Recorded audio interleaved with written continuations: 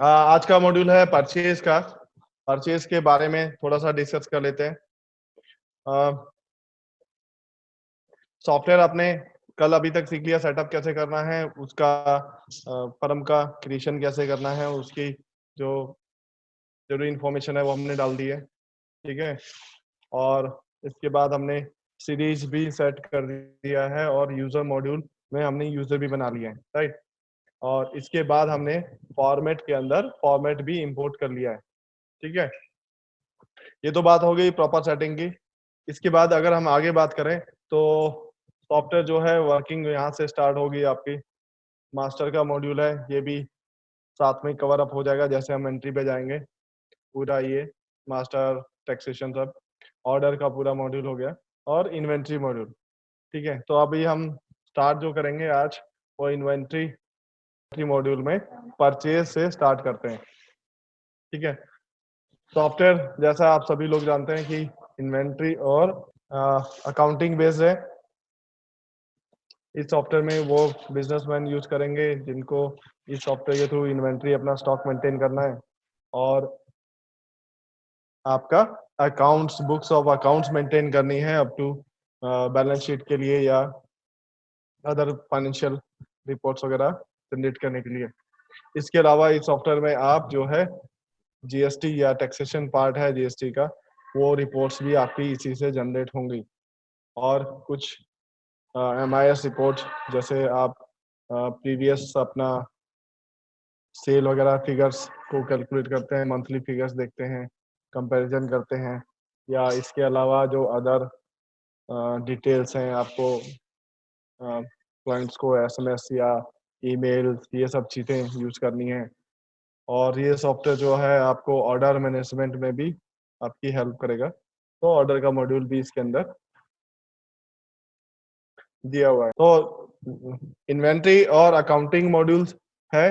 तो जो भी मैं थोड़ा सा ब्रीफ कर दूं, अगर आप इन्वेंट्री पार्ट्स के अंदर कोई भी एंट्री करते हैं, जैसे अगर हम मान लीजिए परचेज की एंट्री करते हैं, तो इसके 2 वाउचर जनरेट होंगे, 2 एंट्रीज इसकी जनरेट होंगी। ठीक है। तो अगर आप देखेंगे तो इसमें 2 पोर्शन हमारे कवर अप होंगे। अगर हम इन्वेंट्री में परचेज की एंट्री कर रहे हैं या सेल की एंट्री कर रहे हैं, तो हमारी 2 चीज इफेक्ट होंगी। नंबर 1 आपका स्टॉक और नंबर 2 आपका फाइनेंस मतलब अकाउंट। तो अकाउंट के लिए वाउचर एंट्री इसकी अपने आप एंट्री हो जाएगी और स्टॉक के जो भी लेजर है उसके अंदर इसकी एंट्री प्रॉपर हो जाएगी। वही चीज हम देखते हैं। तो परचेज में अगर हम जाएंगे यहाँ पर फर्स्ट इनवॉइस परचेज जो है, जैसे अगर हम कोई भी फर्म है, अगर आप कोई भी माल या गुड्स अपना परचेज खरीद रहे हैं, तो वो परचेज बिल जो आपके पास आया है, जब तक हम वो फीड नहीं करेंगे तो तब तक हम उसको सेल आउट नहीं कर पाएंगे, है ना। पहले गुड्स परचेज करेंगे तो उसकी एंट्री करेंगे तो सिस्टम में स्टॉक आएगा और उसके बाद ही हम वो स्टॉक को सेल आउट करेंगे। हमारा पर्पस जो है सॉफ्टवेयर करने का यही है कि हम वो सारा हिसाब किताब या वो एंट्रीज का रिकॉर्ड रख पाए जो जरूरी है हमारे स्टॉक मेंटेन करने के लिए और फाइनेंस को मेंटेन करने के लिए, फाइनेंशियल एंट्रीज। और इसके अलावा जो गवर्नमेंट या स्टेचुटरी टैक्सेशन ये सब रिपोर्ट्स होती हैं वो भी हम निकाल पाए। तो पर्पस तो हमें समझ में आ गया कि हमें एंट्री क्यों करनी है। तो यहाँ से जो पी इनवाइस है ये आपकी परचेज की एंट्री है। इसके अलावा जो परचेज में कई जगह जो स्टॉकिस्ट लेवल है या रिटेल लेवल है जहाँ पर वो स्टॉकिस्ट से माल खरीदते हैं, तो वो लोग चालान पे भी माल खरीदते हैं। मतलब जो सप्लायर है वो उनको एक डिलीवरी चालान इशू कर देता है जिससे उनको स्टॉक मिल जाता है, लेकिन वो उसका इनवाइस जो है वो बाद में इशू करते हैं, बाद में रेज करते हैं। तो चालान का जो और इनवॉइस जो है उसमें डिफरेंस सिर्फ इतना ही है कि जैसे मैंने कहा था कि इसमें 2 चीजें आपकी इफेक्ट करती हैं। अगर इनवॉइस आप डालेंगे तो आपकी इन्वेंट्री में भी इफेक्ट हो रहा है और एज वेल एज आपके अकाउंटिंग में भी इफेक्ट हो रहा है। लेकिन अगर आप चालान से एंट्री करते हैं तो आपका सिर्फ इन्वेंट्री पार्ट ही इफेक्ट होगा, अकाउंट्स में उसकी एंट्री नहीं जाएगी, उसका अकाउंटिंग वाउचर जनरेट नहीं होगा। तो अगर अकाउंटिंग वाउचर जनरेट नहीं होगा देन क्या होगा, कि जब मान लीजिए सप्लायर से हमने आज कोई भी गुड्स खरीदा और उसने हमें चालान पे दे दिया, जैसे एमपी वगैरह है या गुजरात में है या काफी जगह ऐसा है कि जो चालान पे माल देते हैं। तो वो क्या करते हैं कि वीकली इनवॉइस बनाते हैं कि भैया ठीक है, आप हमसे डेली स्टॉक लेते जाओ और हम आपको एक हफ्ते बाद या एक दिन बाद या 2 दिन बाद सारे चालान का सम अप बिल बना देंगे, एक ही बिल बना देंगे। ठीक है, कुछ लोग मंथली भी करते हैं, जैसा जैसा जिसका बिजनेस स्टाइल है। तो चालान से सारे को इनवॉइस में कन्वर्ट करेंगे, तो तब आपका अकाउंटिंग में इफेक्ट आएगा जब आप वो चालान को इनवॉइस में कन्वर्ट कर लेंगे। तो उसके लिए फिर ये नीचे ऑप्शन दिए हुए हैं, चालान टू बिल कन्वर्ट करने, पेंडिंग चालान का रिपोर्ट देखना। इसके बाद है सैंपल रिसीव। सैंपल रिसीव जो एंट्री होती है, ये अगर आप स्टॉकिस्ट हैं या डिस्ट्रीब्यूटर हैं और फार्मा कंपनीज जो मार्केटिंग कंपनीज हैं जो प्रोडक्ट आगे आपको दे रही हैं आगे सेल आउट करने के लिए, आप उसके ऑथराइज्ड डिस्ट्रीब्यूटर हैं, तो कंपनी प्रमोशन के लिए आपको कुछ प्रोडक्ट एज ए सैंपल भी आपको देती है आगे डिस्ट्रीब्यूट करने के लिए। तो जो कंपनी से हमें स्टॉक रिसीव होता है, वो सैंपल अगर रिसीव होगा तो उसकी एंट्री हम यहाँ से करेंगे, क्योंकि जितने भी सैंपल एंट्रीज होती हैं या सैंपल इनवॉइस होती है उसकी कमर्शियल वैल्यू नील होती है, तो इसलिए उसकी हम अकाउंट्स में एंट्री नहीं लेके जाते। मतलब उसका इन फिगर फाइनेंस से कोई मतलब नहीं है, और उसका जीएसटी रिपोर्ट में भी कोई इफेक्ट नहीं जाता या टैक्स की रिपोर्ट में नहीं जाता, तो इसलिए उसका अकाउंटिंग वाउचर मेंटेन नहीं करते हैं। तो यहाँ से हम सैंपल रिसीव से उसकी एंट्री करेंगे, तो इसका भी इफेक्ट सिर्फ इन्वेंट्री पे ही आएगा, राइट। स्टॉक रिसीव जो एंट्री होती है, इससे भी स्टॉक आपका इंक्रीज होता है। स्टॉक इन की एंट्री है, इसमें कोई ऐसा गुड्स है आपके पास या हमें कोई ऐसा एंट्री करनी है जिससे हमें अपना स्टॉक इंक्रीज करना है। तो सपोज अगर हम रिकाउंटिंग भी कराते हैं कुछ टाइम बाद या स्टॉक रीचेकिंग करते हैं, तो अगर हमें कुछ स्टॉक एक्स्ट्रा मिलता है जो हमारा फिजिकल से मैच नहीं कर रहा है और वो इंक्रीज हो जाता है, तो वो हमें यहाँ पे स्टॉक रिसीव में एंट्री करनी है। या कई बार ऐसा होता है कि सपोज हमें इस फाइनेंशियल ईयर से अपना बिजनेस जो है कंप्यूटराइज करने की तैयारी मैंने करी, और कंप्यूटराइज मैंने जो है इस फाइनेंशियल ईयर से स्टार्ट किया 1 अप्रैल से। या किसी कस्टमर ने आपसे जो है सॉफ्टवेयर आज की डेट में परचेज किया है, तो वो उसके पास जो बिजनेस तो वो पहले से करता हुआ चला आ रहा है, तो उसके पास जो स्टॉक है शॉप पे, तो उसकी ओपनिंग स्टॉक की एंट्री हम कहाँ से करेंगे, तो उसके लिए आप जो है स्टॉक रिसीव एंट्री से कर सकते हैं। ये भी बिल्कुल ये सारी एंट्री जो है सैंपल रिसीव या स्टॉक रिसीव या चालान, ये सेम जैसे परचेज का अभी मैं प्रेजेंटेशन दूंगा सेम वैसे ही एंट्री होगी। बस फर्क इतना है कि इन एंट्रीज का अकाउंट्स पे कोई इफेक्ट नहीं आता है। ठीक है, तो ये तो ब्रीफिंग होगी। इसके बाद 3-4 पॉइंट और हैं इसमें नीचे: stock opening entry, stock take entry, stock reconciliation, barcode mapping. तो ये चारों ऑप्शन जो है मैं आपको नेक्स्ट सेशन में बताऊंगा, जब मैं आपको डिपार्टमेंटल स्टोर के अंदर ये यूज होते हैं, तो वहां पर या जब स्टॉक टेकिंग का ऑप्शन बताऊंगा तब मैं आपको ये क्लियर करूंगा। ठीक है, तो परचेज एंट्री जो है अब स्टार्ट करते हैं। इसके लिए शॉर्टकट आप देखेंगे तो यहाँ पर F3 से भी आप कर सकते हैं, या शॉर्टकट से जब आप क्लिक करेंगे तो ये आपकी परचेज की विंडो आपके सामने खुल गई है। परचेज की विंडो आपके सामने ओपन हो गई है। अभी जो है सिर्फ एक ही ट्रेड को लेके हम आगे चलेंगे, है ना। जिसके अलग अलग ट्रेड से रिलेटेड जो भी क्वेश्चन होंगे वो हम आगे जब उस ट्रेड का स्पेशलाइज सेशन लेंगे, उस ट्रेड का अलग से जब हम करेंगे, तो उस ट्रेड के बारे में हम तब बात करेंगे। ठीक है, तो अभी जो है हम एक ही ट्रेड के बारे में बात करेंगे। जो पूरा जो सेशन है या ट्रेनिंग है वो आप एक ट्रेड में लेके चलिए, क्योंकि इसमें सिर्फ जो इन्वेंट्री पार्ट है यही आपका डिफरेंट होने वाला है। अकाउंटिंग जीएसटी सब पोर्शन आपका सेम रहेगा, राइट। और जो एंट्री एक स्टेट में हो रही है, मतलब परचेज का जो कंसेप्ट है, चालान का जो कंसेप्ट है, या सेल का है, वो सब चीजें सेम रहने वाली हैं। सिर्फ जो बदलेगा हमारा अलग अलग ट्रेड में, वो स्टॉक हम कैसे मैनेज करते हैं। जैसे फार्मा में हम बैच वाइज मेंटेन कर रहे हैं, तो हमें बैच और एक्सपायरी चाहिए। गारमेंट के अंदर हमें article number, size, colour, barcode, ये सब चीजें चाहिए, है ना। ऑटोमोबाइल्स की अगर हम बात करें तो हमें पार्ट नंबर, सब ये चीजें अलग से चाहिए। और इलेक्ट्रॉनिक्स में अगर हम बात करें तो IMI नंबर, सीरियल नंबर, ये सब चीजें हमें अलग से मेंटेन करनी होती है, और रेस्टोरेंट का एक थोड़ा अलग पैटर्न हो गया। अदर ये सिर्फ जो है ये स्टॉक के आपके डिफरेंट अलग-अलग तरीके हैं, जो अलग-अलग ट्रेड के हिसाब से हम उसको स्टॉक को मेंटेन करते हैं और उसकी ट्रेड की जो डिमांड है। तो उसके हिसाब से ही हम सेटिंग चेंज करेंगे अपने स्टॉक में, मतलब परचेज़ और सेल की एंट्रीज़ में। जिससे हमें कुछ चीज़ें हमारी बदलेंगी, लेकिन ऑलमोस्ट 95% 90% सेम रहेगा। तो इसीलिए पहले हम एक ही ट्रेड को समझेंगे, उसके बाद हमें उसमें क्या-क्या चीज़ चेंजेस करनी है, वो सब चीज़ें हम आगे डिस्कस करेंगे। क्लियर? तो मोस्ट ऑफ अ, 60-70% जो हमारा कस्टमर बेस है वो फार्मा ही है, और फार्मा सेक्टर एक ऐसा है जो पूरे वर्ल्ड, पूरे इंडिया में हर एक जगह जो ऑर्गेनाइज़्ड है, राइट?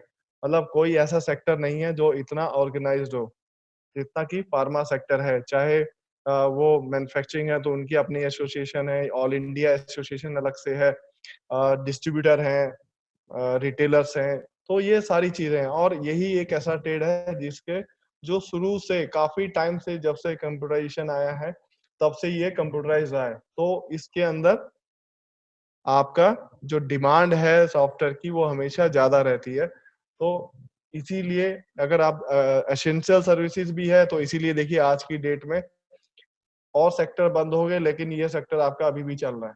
ठीक है? चलो ये तो बात होगी सेक्टर की, आगे बढ़ते हैं।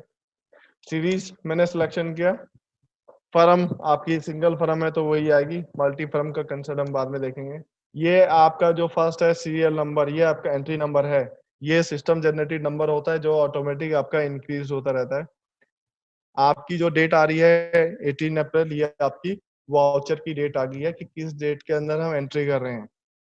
ये आप लोग क्लियर अपने यहाँ नोट कर लीजिए, जिस डेट जो आपकी एंट्री डेट होगी, वही आपकी वाउचर की डेट होती है।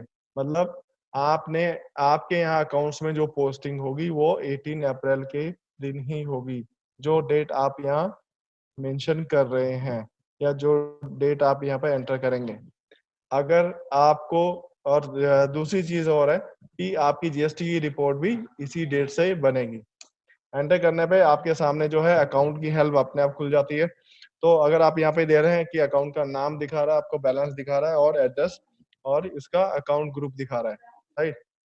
नीचे अगर आप इंफॉर्मेशन देखेंगे तो पूरा एड्रेस, सिटी, पर्सन ये दिखा रहे हैं, और उसका GST number, drug licence number क्या है 1-2 उसका, फिर रूट एरिया या ट्रांसपोर्टर कौन है ये दिखा रहा है, और नीचे जो यहाँ पे शो हो रहा है ये आपके समराइज वैल्यू शो होगी, उसका ओपनिंग बैलेंस क्या था और कितना उसके अकाउंट में डेबिट या क्रेडिट हुआ और कितना उसका क्लोजिंग बैलेंस चल रहा है। ठीक है, तो एक समराइज यहाँ पर आ रहा है। नीचे कुछ शॉर्टकट की दी गई हैं, तो जिनके यूज हम इस विंडो के अंदर कर सकते हैं। जैसे सपोज अगर मेरे पास ये अकाउंट सामने हेल्प आ रही है और मुझे कोई नया अकाउंट क्रिएट करना है, ठीक है, तो परचेज एंट्री करेंगे तो सबसे पहले हमें अकाउंट ये तो बताना पड़ेगा कि हमारे परचेज जो बिल के ऊपर जो परचेज बिल है उसके ऊपर जो सप्लायर का नाम लिखा है ना, तो वो सप्लायर का अकाउंट हमें यहाँ पे क्रिएट करना रहेगा अगर वो इस लिस्ट में मुझे नहीं दिखा रहा है। ठीक है, तो वो जो सप्लायर का हम अकाउंट ओपन करेंगे तो यहीं से आप कर सकते हैं F2 के लिए, उसके लिए शॉर्टकट की है। यहाँ से F2 F3 से हम जो अगर एग्जिस्टिंग है उसमें कुछ चेंज करना है तो F3 से कर सकते हैं। तो अगर मैं यहाँ पर F2 प्रेस करता हूँ तो मेरे सामने अकाउंट की हेल्प खुल जाती है, राइट? तो जो ये अकाउंट की हेल्प आपके सामने खुल गई है, तो अकाउंट एंट्री, तो ये शॉर्टकट बटन है, अकाउंट कोड अपने आप आएगा, आपको सिर्फ नाम एंटर करना है सप्लायर का, है ना? तो मैं एक नाम टाइप करता हूँ, अ,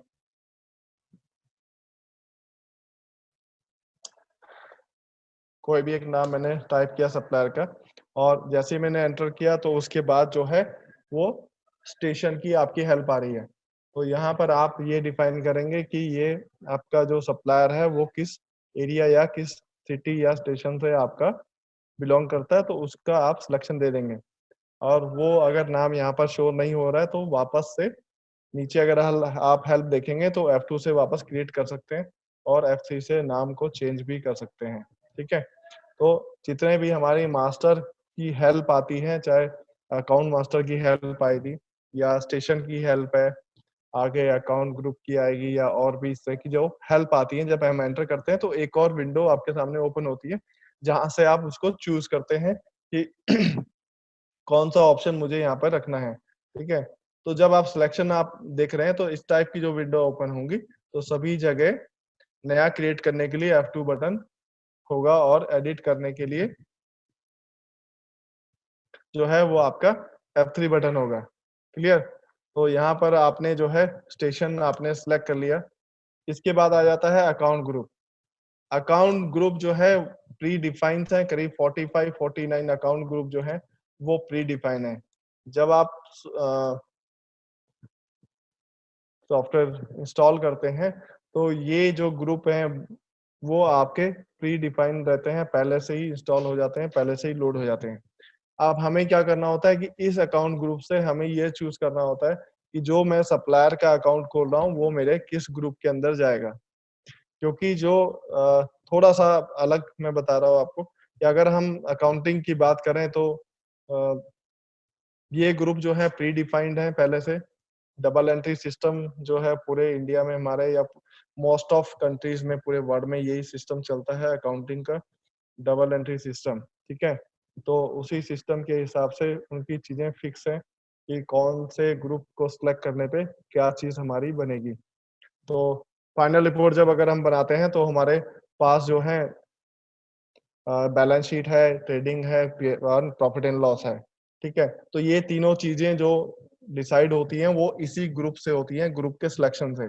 कि अगर हम कोई भी एंट्री कर रहे हैं तो उसकी पोस्टिंग अगर अकाउंट में जाती है तो वो बैलेंस जो उसका बचता है या जो एंट्रीज हैं वो हमारी कहाँ इफेक्ट करेंगी। आइदर वो ट्रेडिंग का पार्ट है या हमारे प्रॉफिट एंड लॉस का पार्ट है या बैलेंस शीट का पार्ट है या दोनों में से किसी तीनों में से किसी दो का पार्ट हो सकता है। ठीक है, तो इसके लिए ग्रुप हम प्री डिफाइन करते हैं ताकि हमारी आगे ट्रेडिंग, बैलेंस शीट और प्रॉफिट एंड लॉस या जीएसटी की जो भी रिपोर्ट्स वगैरह हैं वो अपने आप बनती चली जाए। ठीक है, तो आपको सिर्फ एंट्रीज करनी है, बाकी चीजें सॉफ्टवेयर अपने आप मेंटेन करता है। मेंटेन वो तभी सही करेगा जब हमारा ये अकाउंट ग्रुप सही होगा। तो ये सबसे इम्पोर्टेंट चीज है यहाँ पे कि अकाउंट ग्रुप हमारा सही हो। जिनको अकाउंटिंग की बहुत ज्यादा नॉलेज नहीं है तो उनको सिर्फ 3 या 4 ग्रुप ही मेंटेन याद रखने हैं जो आगे कस्टमर को आगे बता सकते हैं। ठीक है, क्योंकि अगर आप बैंक का कैश का अकाउंट इसमें बाय डिफॉल्ट ओपन होता ही है कैश के नाम से। इसके अलावा अगर आप जितने भी बैंक के अकाउंट खोलेंगे तो आपको बैंक अकाउंट ग्रुप जो सबसे ऊपर दिख रहा है वो आपको शो हो ही रहा है। बैंक ओडी होता है जो आप लिमिट वाला अकाउंट खोलते हैं, जैसे क्रेडिट लिमिट आप बैंक के अंदर ले लेते हैं, बैंक की अकाउंट होता है लेकिन आप उसको एक ओडी अकाउंट बोलते हैं, तो उसको बैंक ओडी में आपको डालना रहेगा।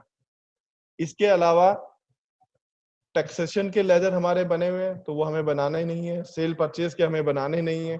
तो अब हमारे पास जो सबसे ज्यादा अकाउंट बनते हैं वो बनते हैं सप्लायर के या कस्टमर के। तो उसके लिए आपको यहाँ पे टाइप करना है SU, राइट। जैसे ही आप SU टाइप करेंगे तो आपके सामने जो है सन्डी क्रेडिटर आ गया। तो सन्डी क्रेडिटर ही हमारे सप्लायर होते हैं। 3 कैटेगरी सन्डी क्रेडिटर का बना रखा है। इसके अलावा जो सन्डी डेटर हैं ये हमारे कस्टमर होते हैं। ठीक है, तो जितने भी हम कस्टमर को अपने ओपन करेंगे अकाउंट, कस्टमर मतलब जिनको हमें जो स्टॉक सेल आउट करना है तो वो हमारे लिए कस्टमर है। तो उनका जब हम अकाउंट ओपन करेंगे तो हमें सन्डी डेटर ग्रुप में ले जाना है, और जिनसे हम माल खरीद रहे हैं सप्लायर, उनका हमें सन्डी क्रेडिटर के अंदर उनका अकाउंट का जो ग्रुप है वो सिलेक्ट करना है। ठीक है, next bill bye bill method ये होता है आपका कि जब हम इनसे फाइनेंशियली आगे ट्रांजेक्शन करेंगे, पेमेंट या रिसिप्ट की भी एंट्री करेंगे, तो वो हमें बिल टू बिल एडजस्टमेंट के लिए पूछेगा। बिल टू बिल का मतलब है कि जैसे मैंने एक सेल का एंट्री किया तो उसके अकाउंट में एक एंट्री मेरी क्रेडिट की पोस्ट हो गई कि मुझे उसको इतना पेमेंट देना है, राइट। इसके बाद मैंने दूसरा परचेज किया तो वो दूसरा बिल भी हो गया, फिर मैंने तीसरा परचेज किया तो तीसरा बिल भी आपके उसके अकाउंट लेजर में आ गया। अब 3 बिल हैं, जब उसके सामने आप पेमेंट आप कर रहे हैं, जब आप पेमेंट करेंगे तो आपको ये बताना पड़ेगा कि वो किस इनवॉइस के अगेंस्ट में आप पेमेंट कर रहे हैं। तो वो सिस्टम को अगर हम बोलते हैं बिल बाय बिल। जब आप पेमेंट के टाइम ये बता देंगे कि हाँ भाई मैंने इस बिल के अगेंस्ट में पेमेंट किया है, तो जब आप उसकी आउटस्टैंडिंग रिपोर्ट देखेंगे, आउटस्टैंडिंग रिपोर्ट मीन्स कि कौन किस पार्टी का किस-किस इनवॉइस का जो है पेमेंट मेरा बाकी है या पेंडिंग है। तो वो रिपोर्ट आपकी तभी जनरेट होगी जब आप बिल बाय बिल मेथड से जाएँगे। उसमें मतलब यूज़र जो है खुद से अपने आप से सिलेक्शन करता है कि मुझे किस बिल के अगेंस्ट ये पेमेंट का एडजस्टमेंट करना है, राइट? फीफो होता है, जो काम हम बिल बाय बिल में मैनुअल करते हैं, फीफो में वो काम अपने आप होगा। और ऑन अकाउंट है कि मुझे ये चीजें मेंटेन ही नहीं करनी है, मैंने तो सिर्फ लास्ट क्लोजिंग बैलेंस देखना है कि मेरा कितना डेबिट हुआ कितना क्रेडिट हुआ, या मैं तो अपने मर्जी से लमसम पेमेंट करूंगा। ठीक है, तो वो फीफो ऑन अकाउंट सिस्टम हो गया। फ्रीज डेट होती है अकाउंट के अंदर कि अगर आप यहाँ पे जो डेट डाल देंगे उस डेट तक इस मेडी सेल जो अकाउंट हमने बनाया है उसके अंदर जो भी एंट्रीज हमने करी हैं उस डेट तक की वो फ्रीज हो जाएंगी, मतलब लॉक हो जाएंगी। उनको कोई भी यूजर या एडमिन यूजर उसको एडिट नहीं कर सकता। ठीक है, एड्रेस की इंफॉर्मेशन डाल देंगे, address 123 STD code, phone number, mobile number यहाँ पर जो आप डालेंगे इसी मोबाइल पे ही आगे अगर आप मैसेज या मैसेज का फैसिलिटी लेते हैं तो यहाँ पर वो मोबाइल नंबर 10 डिजिट का आपको डालना रहेगा। और यहाँ पर आपको जो जीएसटी नंबर है वो एंटर करना है, पार्टी का जीएसटी नंबर। रिकॉन के अंदर ये फीचर है कि जो जीएसटी नंबर है इसका वैलिडेशन हमने कोड में ही लिखा हुआ है। अगर आपके सिस्टम पे इंटरनेट नहीं है, ठीक है, मैं फिर से रिपीट कर रहा हूँ, अगर आपके सिस्टम पे इंटरनेट नहीं है तो भी आप जो भी जीएसटी नंबर एंटर करेंगे सॉफ्टवेयर यही उसको वैलिडेट कर देगा, चेक कर लेगा कि ये जीएसटी नंबर सही है या नहीं है। ठीक है, तो सपोज अगर मैं कोई जीएसटी नंबर यहाँ पर एंटर करता हूँ और उसका मैं एक कोई भी करेक्टर अगर मैं चेंज कर देता हूँ यहाँ पे, तो वो उसको इनवैलिड बता देगा, ये इनवैलिड जीएसटी नंबर है। तो आप अपने पास जरूर ट्राई करना जिनके पास जीएसटी नंबर। ठीक है, अगर मैं वैलिड जीएसटी नंबर डाल दिया तो वो एक्सेप्ट कर लेगा और वो ये भी उसी जीएसटी नंबर से वो स्टेट का कोड लिख के आएगा और वो पार्टी आपकी रजिस्टर्ड है या क्या है वो डिफाइन कर देगा। ठीक है, तो जीएसटी नंबर से ही आपका ये डिफाइंड होगा कि वो पार्टी रजिस्टर्ड है। और या वो अगर जीएसटी नंबर है तो कंपोजिट स्कीम के अंदर है तो आप यहाँ पे कंपोजिट स्कीम के अंदर भी उसको सिलेक्ट कर सकते हैं, राइट? सेज या यूनियन या विदाउट पे और विद पे ये भी ऑप्शन होते हैं, ये भी मैं आगे आपको बताऊंगा। और यहाँ पर अब एक इम्पोर्टेंट चीज और है, जीएसटी डेट। जीएसटी डेट जो होती है कि ये वो डेट है जिस डेट के को आपने ये अकाउंट यहाँ पे ओपन किया है या जिस डेट को आपको पार्टी ने अपना जीएसटी नंबर दिया है। कई बार ये पॉइंट मैं इसलिए आपको बता रहा हूँ कि पार्टी से अगर हम डीलिंग करते हैं किसी भी क्लाइंट से, चाहे हम परचेज कर रहे हैं या सेल कर रहे हैं, तो जीएसटी नंबर उनका पहले नहीं था, मैं उनसे ट्रेडिंग कर रहा था तो वो मेरे लिए एक अनरजिस्टर्ड डीलर था। तो उसकी जो जीएसटी के अंदर रिपोर्ट जा रही थी वो एक अनरजिस्टर्ड पार्टी के तौर पे जा रही थी, राइट? और इसी महीने उसने अपना जीएसटी नंबर अप्लाई किया और उसका आ गया, तो वो अगर मुझे जीएसटी नंबर देता है और आपका पुराना डीलिंग ऑलरेडी चल रहा था, उसके साथ एंट्रीज हैं, तो जब भी आप जीएसटी नंबर यहाँ एंटर करते हैं तो किस डेट को आपको उस पार्टी ने दिया है या उस डेट का आप वहाँ पे डेट जरूर मेंशन करें।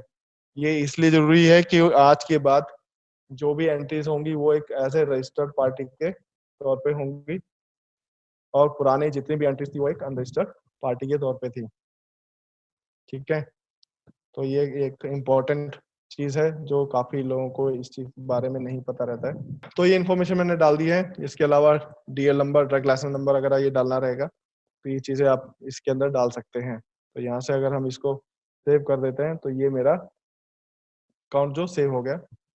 इसमें और भी चीजें हैं, अगर मैं F3 करता हूँ तो इसमें और भी चीजें हैं, यहाँ पर अदर डिटेल्स हैं या ये है, तो ये चीजें मैं आगे आपको बताऊंगा जब हम इसको सेल की एंट्री में इसको कवर अप करेंगे। तो अभी हमने ये सीख लिया कि हमें यहाँ अकाउंट कैसे क्रिएट करना है। उसके लिए वापस से एक बार एक फिर से मैं आपको क्लियर कर दूं कि जब आपके पास सामने ये हेल्प आती है तो यहाँ पर आप F2 से क्रिएट कर सकते हैं और F3 से एडिट कर सकते हैं। इसमें जो मेन जरूरी है वो नाम है और आपका अकाउंटिंग ग्रुप है। सप्लायर के लिए सन्ड्री क्रेडिटर और कस्टमर के लिए सन्ड्री डेटर आपको सिलेक्ट करना है। दूसरा इंपॉर्टेंट चीज है आपका बिल बाय बिल मेथड, और थर्ड है आपका एड्रेस वगैरह इंफॉर्मेशन आपको डालनी है और जीएसटी नंबर डालना है एंड ड्रग लाइसेंस नंबर यहाँ पे आपको डालना है। ठीक है, तो इतनी इंफॉर्मेशन आपके लिए काफी है जो अकाउंट क्रिएशन के लिए है। इसके बाद जब हम एंटर करते हैं तो वापस परचेज टाइप फिर से आ गया हमारे पास, ये हमारी नॉर्मल परचेज है या आपकी बिल ऑफ सप्लाई है। बिल ऑफ सप्लाई मतलब आप अगर रजिस्टर्ड पार्टी हैं, मतलब आपके पास जीएसटी नंबर है और आप ऐसे क्लाइंट से परचेज कर रहे हैं जो जीएसटी के अंदर नहीं है, तो उसके लिए आपको उसका टैक्स आपको पे करना है और उसको बाद में क्लेम करना है, या सामने वाला क्लाइंट जो है वो हमें विदाउट जीएसटी का बिल देगा, तो वो आपके लिए बिल ऑफ सप्लाई हो सकता है। ठीक है,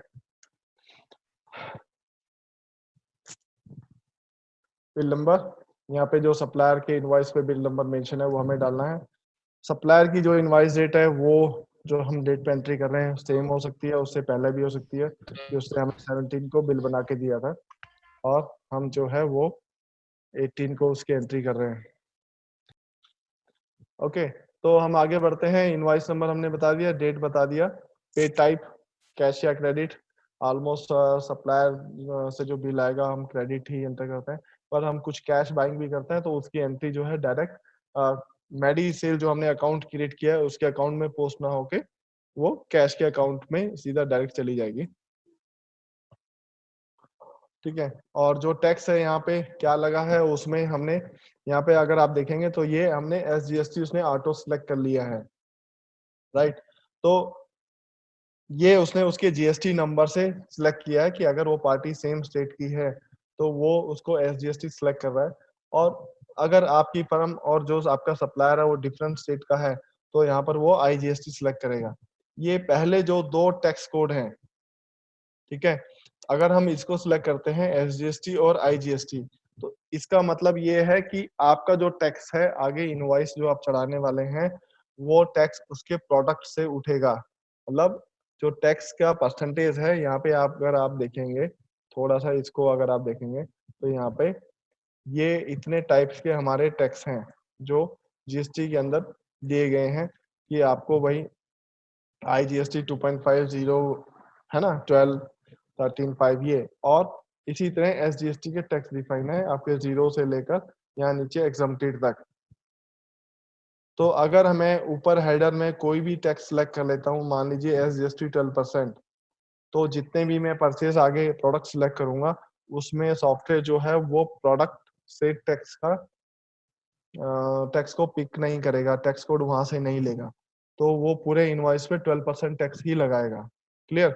तो हमारा जो सॉफ्टवेयर है हमें जो काम करना है वो हमें प्रोडक्ट वाइज करना है, क्योंकि एक प्रोडक्ट पे मेरा 5% की कैटेगरी में है और दूसरा प्रोडक्ट मेरा 18% की कैटेगरी में हो सकता है।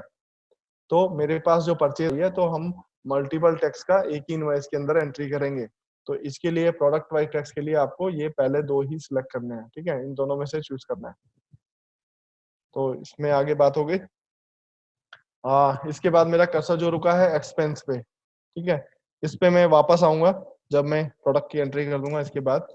और पार्टी का इनवॉइस अमाउंट, ये अमाउंट इसलिए होता है कि ये पार्टी का जो सामने आपके सामने इनवॉइस है, जो आपको फिजिकल इनवॉइस मिला है उसकी वैल्यू क्या है। तो अगर वो पहले बिल वैल्यू आप यहाँ पुट कर देते हैं तो जब हम परचेज की एंट्री कर रहे हैं तो हमें एक डिफरेंशियल वैल्यू यहाँ पर शो होगी कि हमने अभी वो पूरा परचेज बिल जो है मैच नहीं किया है। ठीक है, राइट, तो आगे बढ़ते हैं।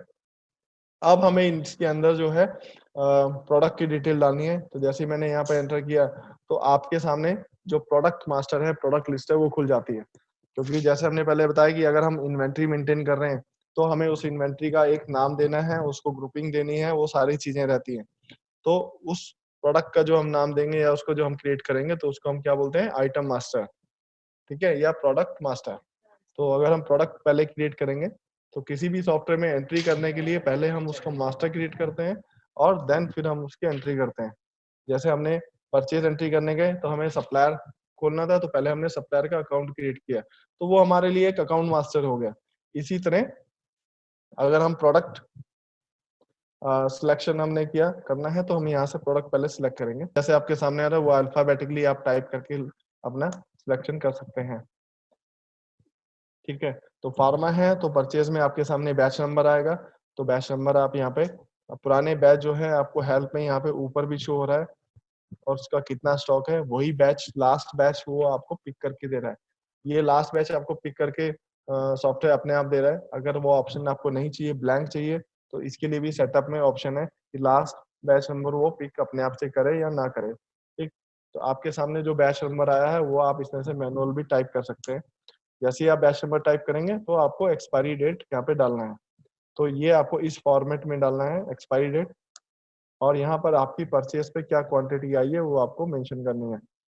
से सपोज आपने 20 स्ट्रिप जो है वो बाय किया है, और ये आपकी फ्री स्कीम आती है कि इतनी क्वांटिटी पे जो आपकी कंपनी है वो आपको फ्री क्वांटिटी इशू करती है, जिसको हम फार्मा सेक्टर में या एफएमसीजी सेक्टर में आपका ये सब चलता है, जिसको हम स्कीम बोलते हैं। ठीक है, कि 20 अगर पीस आप खरीदते हो तो हम आपको 2 पीस फ्री देंगे, और डिस्ट्रीब्यूटर को ये आगे जो स्टॉकिस्ट है या डिस्ट्रीब्यूटर है वो आगे इसको आगे कैरी फॉरवर्ड करता है।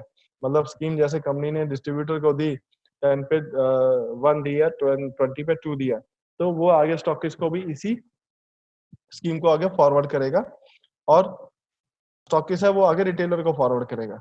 ठीक है, अगर वो उतनी क्वांटिटी बाय करता है तो ये सब सेल्स प्रमोशन के लिए सब स्कीम कंपनी देती है, तो वो स्कीम को हम फ्री क्वांटिटी यहाँ पे डालेंगे।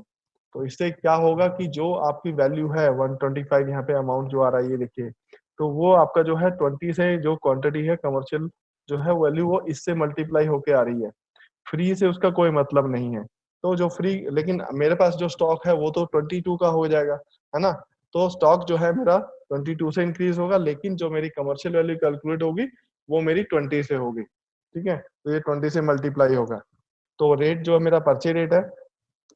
इसके बाद पीटीआर, तो प्राइस टू रिटेलर, अगर मैं स्टॉकिस्ट हूँ तो मैं रिटेलर को किस रेट पे सेल आउट करूंगा, जिसको हम सेल रेट भी बोलते हैं। तो सेल रेट डिफाइन किया कि 6.25 में मैंने परचेज किया और 6.7 में मैं उसको सेल आउट करूंगा, और उसका जो एमआरपी है मतलब मैक्सिमम रिटेल प्राइस जो इंक्लूडिंग टैक्स होता है, जो रिटेलर आगे क्लाइंट को बेचेगा, मतलब पेशेंट को या कस्टमर को बेचेगा, तो उसका प्राइस भी कंपनी मेंशन करके देती है, वो पहले से फिक्स होती है। ठीक है, तो वो एमआरपी उसकी क्या रहेगी तो ये यहाँ पर मेंशन करना रहेगा। तो इसके बाद जो है परचेज में अगर आपको डिस्काउंट भी मिलता है, कई बार जो है आपका अलग अलग कंपनीज के अलग अलग पैटर्न होते हैं कि उनका जो बिलिंग प्राइस है और प्राइस टू रिटेलर है वो दोनों सेम होते हैं, तो वो आपको डिस्काउंट भी अलग से दे सकते हैं। ठीक है, तो वो जो डिस्काउंट देंगे वो आपका मार्जिन रहता है। तो जैसे सपोज या आपको एडिशनल आपने कुछ ऐसा बाइंग किया तो स्कीम को भी वो परसेंटेज के तौर पे आपको दे सकते हैं कि हम इसमें आपको एडिशनल 5%, तो पहले जो 2 कॉलम है ये डिस्काउंट एंड डिस्काउंट 1, ये दोनों आपके एज ए परसेंटेज कैलकुलेट होते हैं। ठीक है, तो सपोज आपने 5% ऊपर लिया, तो उसने क्या करा कि जो आपकी फर्स्ट वैल्यू थी 20 इंटू ये इस वैल्यू पे 5% आपका कैलकुलेट करके 6.25 रुपीज अमाउंट में शो कर दिया। इसके बाद अगर वापस आप 5% देते हैं तो ये आपका डबल डिस्काउंट हो गया, मतलब 5% एक है प्लस 5%, तो जो सेकंड डिस्काउंट है आपका 5% वो फर्स्ट डिस्काउंट लेस करने के बाद ही है। क्लियर?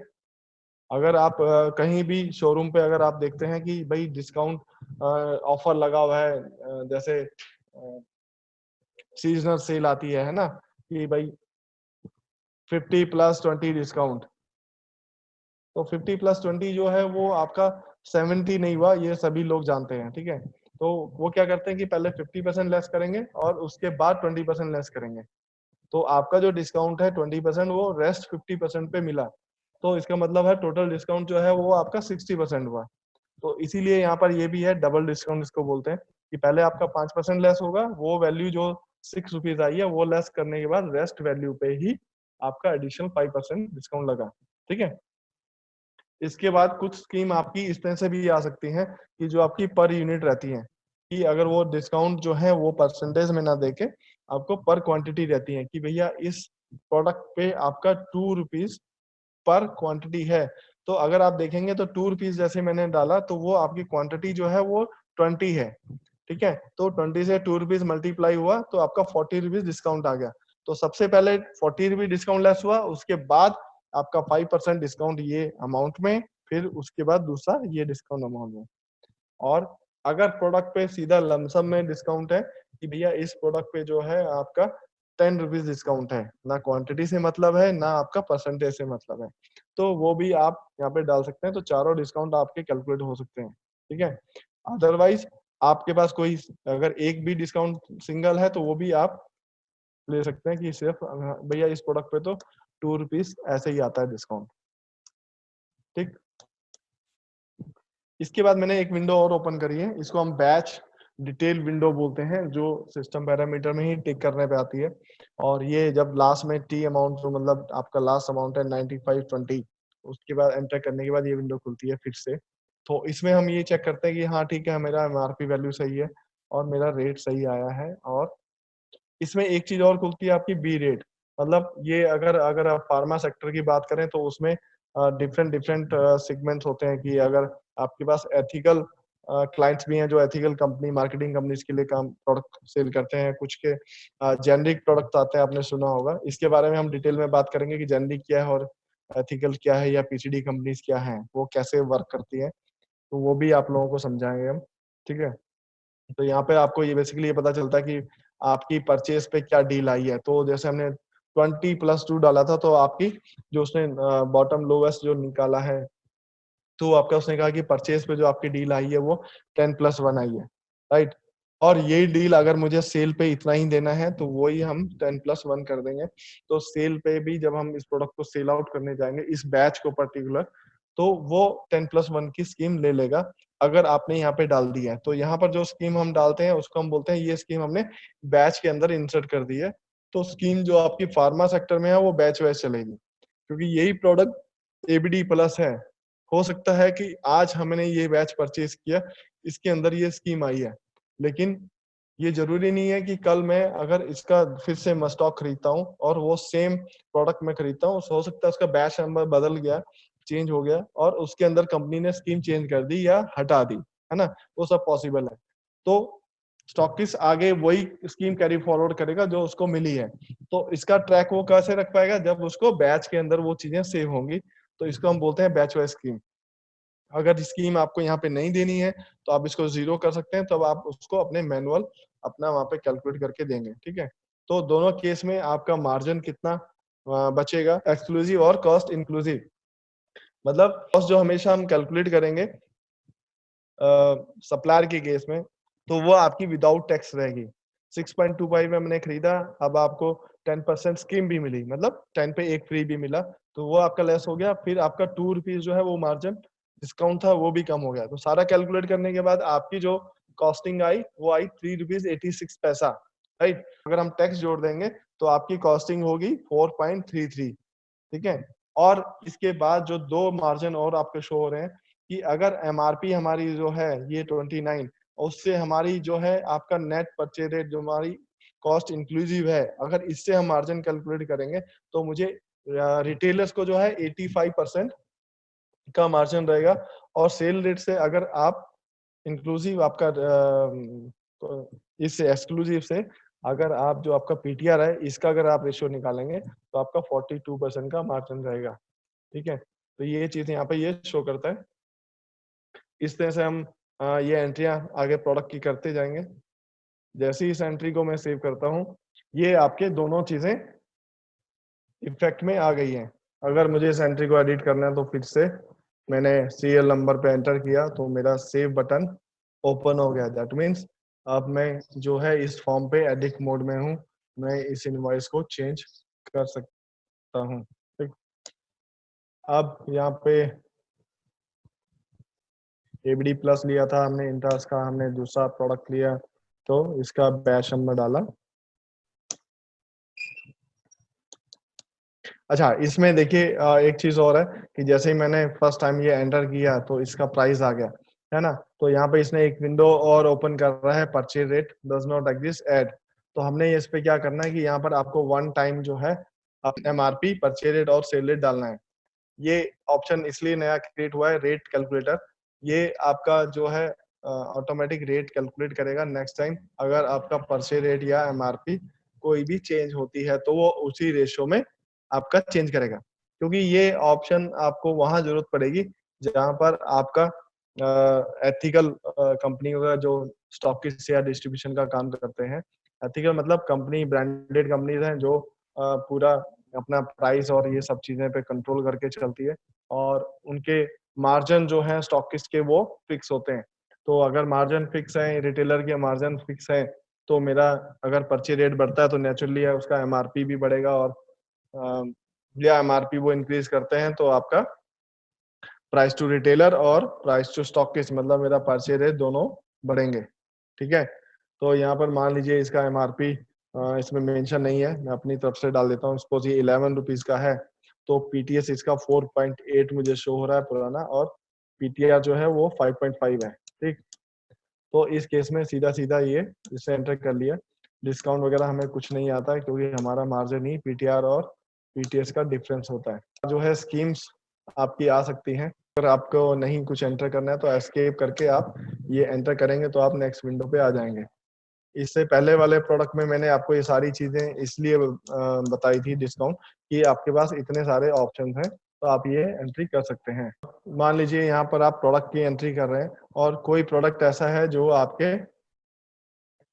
लिस्ट में नहीं है तो आपको यहीं पर प्रोडक्ट क्रिएट कर सकते हैं। जैसे मैंने पहले भी बताया था F2 ऑप्शन वही है, तो आप यहाँ पे F2 से क्रिएट कर सकते हैं। तो मैं F2 से क्रिएट नहीं करूंगा बट मैं आपको एक F3 करके एक आपको जो है प्रोडक्ट का मास्टर दिखा देता हूँ।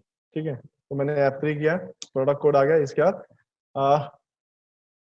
प्रोडक्ट का नेम सबसे पहले आएगा, फिर उसमें आएगा पैकिंग, पैक साइज मतलब एक जो प्रोडक्ट है उसके अंदर उसका जो बॉक्स का पैकिंग है। जैसे अगर आप ये तो प्रोडक्ट अलग है, मैं आपको एक टैबलेट लेके देता हूँ। सपोज ये है BD प्लस, है ना। पैकिंग है वो आपके 1:10 का मतलब है कि उसका जो स्ट्रिप है, क्योंकि उस स्ट्रिप के अंदर आपकी 10 गोलियां आती हैं तो उसकी स्ट्रिप की इन्होंने पैकिंग दी है कि जो स्ट्रिप की पैकिंग है वो 1:10 है। एक स्ट्रिप के अंदर 10 टैबलेट आएंगी, क्योंकि आगे जब रिटेलर्स है तो वो इसको एक एक टैबलेट भी सेल आउट कर सकता है या जितना उसको आगे पेशेंट डिमांड करता है कि मुझे 6 टैबलेट चाहिए या 15 टैबलेट चाहिए। ठीक है, तो वो कटिंग मतलब उसको लूज में भी सेल आउट होती है। तो पैकिंग यहाँ पर मेंशन है, तो रिटेलर्स को ये जरूरत होती है तो स्टॉकिस्ट भी आगे उसको एंट्री करेगा तो ही वो आगे बिल में प्रिंट होगा। प्रिंट नेम इंपॉर्टेंट है कि जैसे जो नेम है वो आपका सर्चिंग नेम है, जिस नाम से आपको प्रोडक्ट को सॉफ्टवेयर के अंदर सर्च करना है, और जो सर्च नेम है वही प्रिंट नेम में ही होता है और वही चीज आपके इनवॉइस फॉर्मेट पे प्रिंट होती है। पर अगर कुछ कस्टमर ये चाहते हैं कि हमारा जो प्रिंटिंग नेम है वो मुझे थोड़ा डिफरेंट रखना है, या कोई बहुत बड़ा नाम है सर्चिंग में, सर मुझे शॉर्ट में मैं सर्च कर लूंगा लेकिन प्रिंटिंग मुझे फुल डिस्क्रिप्शन करना है, या इसका रिवर्स भी हो सकता है कि प्रिंटिंग में मुझे जगह नहीं है, मुझे थोड़ा थोड़ा प्रिंट करना है उसका शॉर्ट फॉर्म में, तो वो अपने हिसाब से यहाँ पे चेंज कर सकता है।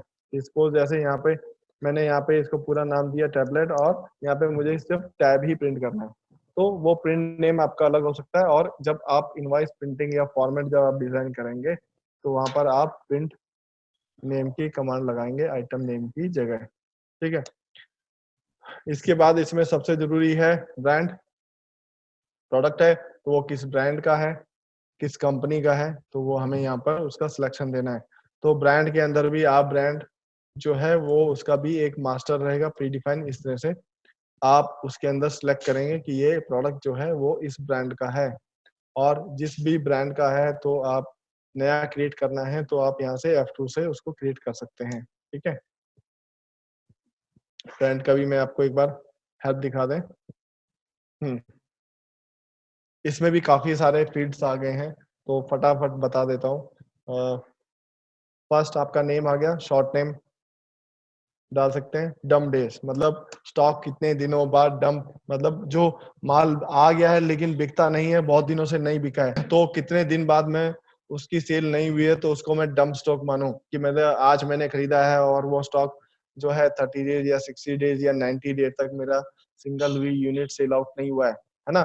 एक्सपायर नहीं हुआ, एक्सपायरी एक अलग चीज है, लॉन्ग एक्सपायरी है, 2 साल 3 साल की एक्सपायरी आती है, लेकिन स्टॉक मेरा बिक नहीं रहा, दैट मीन्स वो मेरा डंप स्टॉक है। तो वो कितने दिन बाद मैं उसको डंप मानूं, तो कंपनी वाइज अगर सेटअप में डिफॉल्ट है कि 90 डेज बाद मानते हैं, लेकिन अगर आप कंपनी वाइज अलग अलग करना चाहते हैं तो वो आप यहाँ पे डाल सकते हैं। डिस्काउंट स्ट्रक्चर मतलब आपका इस कंपनी का सेल जब आप करेंगे तो कितना डिस्काउंट रहेगा। तो जो लोग जब जेनरिक में काम करते हैं या किसी और ट्रेड में काम करते हैं, अगर वो प्रोडक्ट वाइज डिस्काउंट जो है सेल पे कंपनी वाइज सेट कर सकते हैं कि मुझे इंटास का अगर मैं प्रोडक्ट सेल करूं तो इंटास कंपनी के प्रोडक्ट पे मुझे जो मार्जिन है सपोज 10% मुझे मार्जिन आता है और मुझे जो डिस्काउंट जो है मुझे 6% तक रिटेलर्स को देना है। तो अगर मैं यहाँ 6% डाल दूंगा तो मेरा जो डिस्काउंट है जब मैं इस कंपनी का प्रोडक्ट सेल करूंगा तो वो 6% उठाएगा। इसी तरह जब मैंने प्रोडक्ट में आपको डबल डिस्काउंट बताया था 1+1 2 डिस्काउंट होते हैं, तो डबल डिस्काउंट भी आप यहाँ डाल सकते हैं। और परचेज के अंदर मेरा डिस्काउंट जो है वो इतना आता है, ठीक है, तो परचेज डिस्काउंट के अंदर ये आप डाल सकते हैं। ऑर्डर प्रेफरेंस इनवॉइस प्रेफरेंस होता है कि जब अगर हम कंपनी वाइज प्रिंटिंग कर रहे हैं, अगर देखिए क्या होता है ना कि अगर आपने इनवॉइस बना दिया, अगर आपने मल्टीपल कंपनियों के पास आपके पास स्टॉकिशिप है, तो जब आप इनवॉइसिंग बनाएंगे तो आपने एक लंबा इनवॉइस प्रिंट कर दिया जिसमें 50 आइटम भी हो सकते हैं, 100 आइटम भी हो सकती हैं जो रिटेलर आपसे खरीदने आए हैं, ठीक है, आप एक ऐसे स्टॉकिस्ट हो। तो आपके पास जो बड़े डिस्ट्रीब्यूटर हैं या स्टॉकिस्ट हैं उनके पास रैक में पूरा माल लगा हुआ है अलग अलग कंपनीज का, ठीक है। तो जब आपका इनवॉइस एंट्री कर दिया, कस्टमर ने जो प्रोडक्ट आपको बताया आप अल्फाबेटिकली पूरा पंच करते चले गए, आपने इनवॉइस सेव कर दिया, लेकिन आप चाहते हैं कि उसकी जो प्रिंटिंग हो, है ना, वो कंपनी वाइज प्रिंट हो, ताकि एक इनवॉइस में एक प्रोडक्ट मैंने एक नंबर पे एंटर किया है और दूसरा प्रोडक्ट जो है उस सेम कंपनी का 13 नंबर पे और चौथा प्रोडक्ट जो है 25 पे है। तो सॉफ्टवेयर क्या करेगा कि 1, 13 और 25 को इंडेक्स करके अगर आप कंपनी वाइज प्रिंटिंग सेट करते हैं तो वो कंपनी वाइज अरेंज कर देगा। अब कंपनी वाइज तो अरेंज कर देगा, फिर उसमें भी दूसरा क्वेश्चन ये आता है कि वो तो कंपनी वाइज सॉफ्टवेयर जो अरेंज करेगा वो अल्फाबेटिकली करेगा, ठीक है। एबर्ट का माल सबसे ऊपर प्रिंट होगा, उसके बाद सिप्ला आएगा, उसके बाद इंटास आएगा, फिर लास्ट में वो खाट जाएगा डब्ल्यू तक, ठीक है। लेकिन वो कहते हैं कि सर मेरा पहला जो रैक लगा हुआ है वो सिप्ला का लगा हुआ है, उसके बाद जो नेक्स्ट रैक लगा हुआ है वो मेरा वो कार्ड का लगा हुआ है। तो आप क्या करेंगे, प्रिंटिंग प्रेफरेंस, तब ये आपका काम करेगा, ठीक है। तो सिप्ला को 1 दे देंगे, वो कार्ड को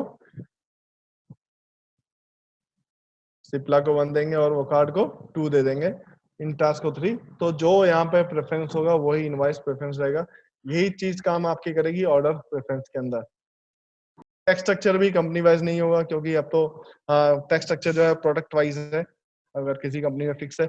ऑप्शन बना हुआ है इसलिए मैं आपको बता रहा हूँ, ठीक है। हाँ, इसमें एक इम्पोर्टेंट चीज है जो फार्मा में यूज होती है, वो ये है कि ईमेल आईडी, राइट। अब क्या होता है कि जब हम मंथ एंड पे, आपने सुना कि फार्मा कंपनी है तो उनके एमआर भी घूमते हैं, मेडिकल रेप्स जिनको हम बोलते हैं, सेल्समैन बेसिकली वो होते हैं। तो वो स्टॉकिस्ट से स्टॉक का स्टेटमेंट लेते हैं हर महीने, और उसी स्टॉक स्टेटमेंट पे मतलब स्टॉक एंड सेल का मतलब ये होता है कि उस एक स्टेटमेंट होता है जिसमें वो पर्टिकुलर एक मंथ का निकालते हैं और उस मंथ में उनके पास क्या स्टॉक था मंथ स्टार्ट होने से पहले, और उन्होंने कितना स्टॉक इन किया, मतलब कंपनी से कितना माल खरीदा है, और उस महीने उन्होंने कितना माल सेल आउट किया है, सेल की फिगर होगी। एंड फोर्थ कॉलम होता है आपके पास कितना स्टॉक अभी बचा हुआ है, ठीक है। तो ये इंफॉर्मेशन उनके पास आ जाती है, that is stock and sales analyse उसको बोलते हैं, स्टॉक एंड सेल्स स्टेटमेंट भी बोलते हैं। तो वो स्टेटमेंट जो मेडिकल रेप्स हैं या कंपनी के जो मैनेजर्स हैं वो हर महीने अपना स्टॉकिस्ट से ये रिपोर्ट लेते हैं, ठीक है। अब जब वो रिपोर्ट लेते हैं तो वो उस बेस पे अपना प्रोजेक्शन करते हैं कि सर नेक्स्ट मंथ आपको इतने की जरूरत है, आप इतने का ऑर्डर पंच करिए कंपनी के लिए कि आपको इतना स्टॉक मंगाना है, राइट। तो अभी नया ट्रेंड है कि काफी टाइम से ये फीचर्स है कि वो कहते हैं सर आप मेरा शॉप पे मत आइए क्योंकि अगर बड़ा स्टॉकिस्ट है तो उसके पास मंथ एंड पे जैसी 30 तारीख खत्म हुई, 1 या 2 तारीख को लाइन भीड़ लग जाती है। वो क्या करते हैं कि यहाँ पर कहते हैं कि ये सर हमने आपको मेल कर दिया है, आप अपना मेल पे चेक करिए, है ना?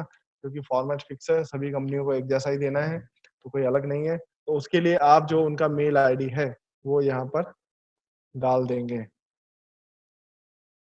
कैसे ये मेल होगा, जब हम स्टॉक की रिपोर्ट आपको बताएँगे, तो आपको आगे क्लियर हो जाएगा। तो मेल आईडी आपको कंपनी वाइज़ यहाँ पे डालनी रहेगी। इसके अलावा ग्रुप, जैसे ग्रुप के अंदर या आप ये बता सकते हैं कि ये प्रोडक्ट जो है इसके अंदर क्या सॉल्ट है, मतलब क्या कंटेन है ये प्रोडक्ट, मुझे इसके बारे में नहीं मालूम है कि वो रेनिटिडिन है कि क्या है, क्या पैरासिटामोल है, ठीक है? तो ये जो इसके अलावा है, फिर है आपका कैटेगरी, राइट? तो कैटेगरी में आप ये बताएंगे कि ये टैबलेट है, कैप्सूल है, क्या है। ये इसलिए है कि जितने टाइप की आप कैटेगराइज करेंगे या ग्रुपिंग करेंगे, तो आपको रिपोर्टिंग अगर आपको चाहिए उसके अकॉर्डिंग कि मेरे पास टैबलेट कितना सेल हुआ या कितना स्टॉक है, या सिरप मेरे पास कितना स्टॉक है या सेल है, और पर्टिकुलर अगर सॉल्ट की बात करें, या इसको हम सॉल्ट बोलते हैं, जो जिस कॉम्बिनेशन से आपका प्रोडक्ट ये बना है, जिस कौन से इसके अंदर मॉलिक्यूल्स हैं, तो इसके कई नाम हैं, कंपोजिशन भी बोलते हैं, सॉल्ट भी बोलते हैं, जेनेरिक नेम भी इसको आप बोल सकते हैं। तो वो चीज़ आप यहाँ मेंशन करेंगे, तभी आप उसका फिल्ट्रेशन लगा सकते हैं और तभी आपकी वो रिपोर्ट जनरेट होंगी। इसके बाद एचएसएन मोस्ट इम्पोर्टेंट है। तो एचएसएन जो है वो आपको यहाँ पे सिलेक्ट करना है। वो प्रोडक्ट पे कंपनी जो है वो लिख के देती है, जो सप्लायर आपको लिख के देगा, तो वहीं से आपको सिलेक्ट करके डालना है। इसमें मेन चीज ये है कि एचएसएन जैसे स्टार्टिंग में जब जीएसटी आया था तो काफी लोगों ने एंटर किया है, तो एचएसएन कोड जो है वो मैक्सिमम आपका 8 डिजिट तक होता है, और एचएसएन कोड आपका जो है प्योर न्यूमेरिक कोड होंगे आपके 8 डिजिट के। कम आपके हो सकते हैं एज पर ट्रांजैक्शन के हिसाब से, कि अगर आपका टर्नओवर इस लेवल तक है तो आपको इतने डिजिट मेंटेन करना कंपलसरी है। 1000 करोड़ से ऊपर है तो आपको 8 डिजिट मेंटेन करने हैं, या 100 करोड़ से ऊपर है तो कंपलसरी आपको इतने मेंटेन करने हैं। मिनिमम आपको 2 मेंटेन करने हैं, और उसके ऊपर अगर आपका टर्नओवर है तो वो 4 भी मेंटेन करते हैं, ठीक है? तो वो आपको यहाँ डालना है। इसमें कोई स्पेशल करैक्टर एचएसएन में नहीं होना चाहिए। तो क्योंकि वो इसलिए मैं आपको बता रहा हूँ कि जब आप रिपोर्ट आगे फायर करेंगे जीएसटी का, तो वो सॉफ्टवेयर आपको खुद ही बता देगा कि भैया आपका एचएसएन जो है वो गलत है, क्योंकि वो आपके रिकॉर्ड्स जीएसटी के पोर्टल पे अपलोड नहीं होंगे, ठीक?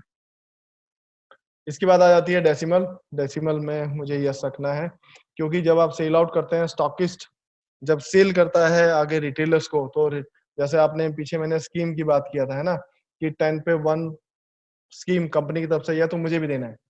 तो रिटेलर कहता है सर 10 पीस महंगा प्रोडक्ट है, 10 पीस एक साथ महीने में कस्टमर भी नहीं आते हैं, एक काम करिए आप मुझे जो है 5 पीस दे दीजिए। तो स्टॉकिस्ट क्या करते हैं कि उसको स्कीम को डिवाइड करके भी देते हैं। तो वो क्या करेंगे, जैसे अगर वो कहेंगे ठीक है आपको मिनिमम 6 पीस खरीदने पड़ेंगे मुझसे, ठीक है? तो जब वो 6 पीस खरीदेंगे तो वो उस पे क्या करेंगे कि 5.5 पे उसको आधी स्कीम दे देंगे, राइट?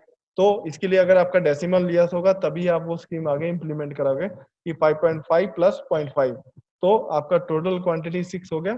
तो लेकिन जो आपका रेट कैलकुलेट होगा वो 5.5 पे होगा, 0.5 आपका स्कीम में चला गया, राइट? तो इसलिए आपका डेसिमल ये रहेगा। यूनिट में आप ये लिखेंगे कि जो आपका 1/10 है पैकिंग, वो आपकी क्या है। आइदर वो आपका एक बॉक्स है, या आइदर वो आपकी एक स्ट्रिप है, कि वो उसका पैकिंग साइज, उसको आप क्या बोलते हैं, राइट? फिर आ जाएगा आपके सामने कि इस पे क्या टैक्स स्ट्रक्चर चलेगा। तो जैसे आप एसजीएसटी सिलेक्ट करेंगे तो सॉफ्टवेयर आईजीएसटी अपने आप ले लेगा। कुछ चीजों में सेस भी लगता है, जैसे कोल्ड ड्रिंक सिगरेट वगैरह में सेस, स्पेशल सेस लगते हैं। तो जब इनवाइस आएगी आपके सामने तब आपको क्लियर हो जाएगा ये, ठीक?